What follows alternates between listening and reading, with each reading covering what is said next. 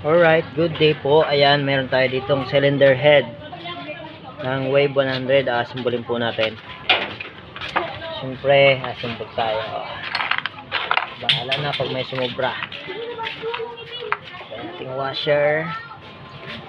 Washer din sa kabila. Flat washer. At itong washer nya, itong maliit. Ayan, para yan dito sa valve spring. Ayan.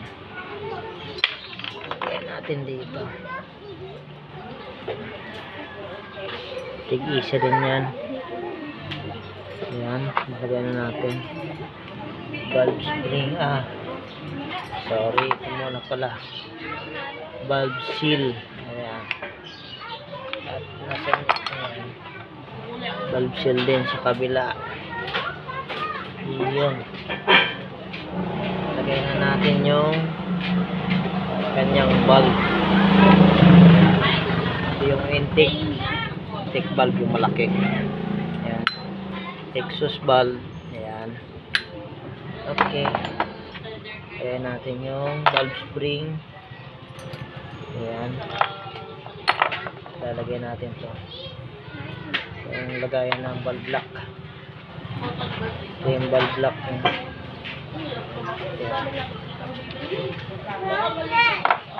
Okay, lagay na muna natin to yung sa exhaust. Ayan. Okay, ayan na mumuga.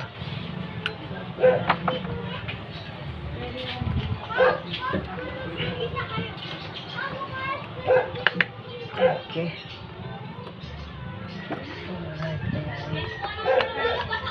Ayan.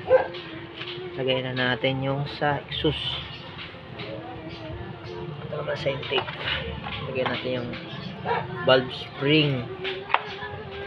Sana yung isa. Ito yung valve lock nya. Ito yung washer. Ayan. Ito yung guide nya sa valve lock. Ayan. Lagay natin. Okay. Okay na sa alright. Ayan. Lagyan na natin. Lagyan naman natin yung camshaft bearing. Camshaft. Ayan yung camshaft bearing. Ayan. Camshaft. Ayan. At lagyan na natin yung kanyang rocker arm. Ganyan lang paglagay niyan. Dali lang po yan paglagay ang simbol nito.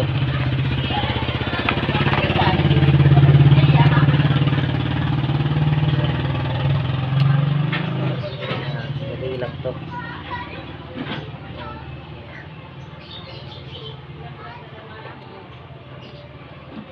Okay. Tamain lang natin yan. May butas. Ayan. Lagay naman natin yung exhaust valve. Exhaust valve dapat tayo. Okay. Okay. Ito yung pin. Yung pin nya, mayroon siyang may thread yung kabila. Yung kabila ay wala. Yung may thread dito sa labas. Alright.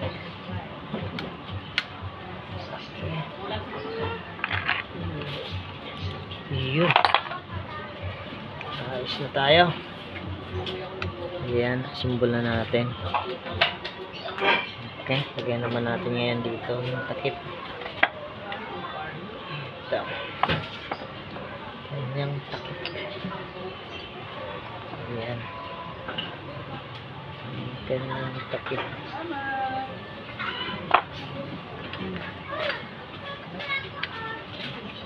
Yun. At ang kanyang bolt.